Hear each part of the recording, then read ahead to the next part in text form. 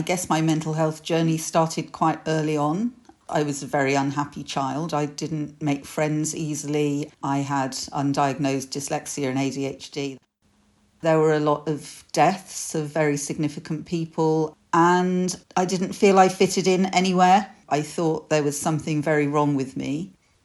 I had a really miserable adolescence, and I had relationships that were very destructive.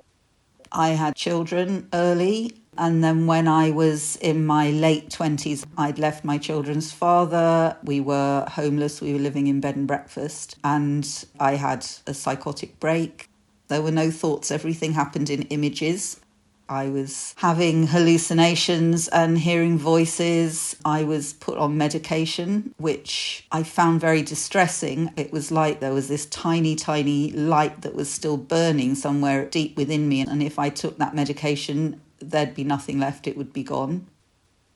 I was referred to a psychiatric day hospital. I had a really strong sense of the kind of care that I needed, and it was absolutely not what I was getting at this place. I had a lot of insight into what was going on, and I was absolutely terrified most of the time. But there was this little piece of me that was lucid. I used to call it my little voice of reason, and nobody would listen to that, and I really needed people to listen to that. So I left because I knew it was really destructive for me. The psychiatrist that I was seeing told me that I obviously didn't want to be helped, and I decided that there was no hope for me, and I just felt like everybody would be better off without me, particularly my children. I couldn't bear the pain anymore. I just couldn't bear it. I got on a train and I went to Cornwall, to Land's End, with the intention that I was going to jump off the cliff, but I didn't jump.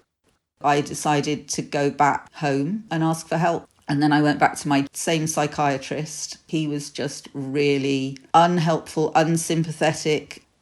I had heard about a therapeutic community that did amazing work, and I said, could I be referred to that? And he said, no, I was too out of touch with reality. And he said that all he could do for me was admit me to the psychiatric hospital and medicate me. And I said, no, I wasn't willing to do that. So I went away.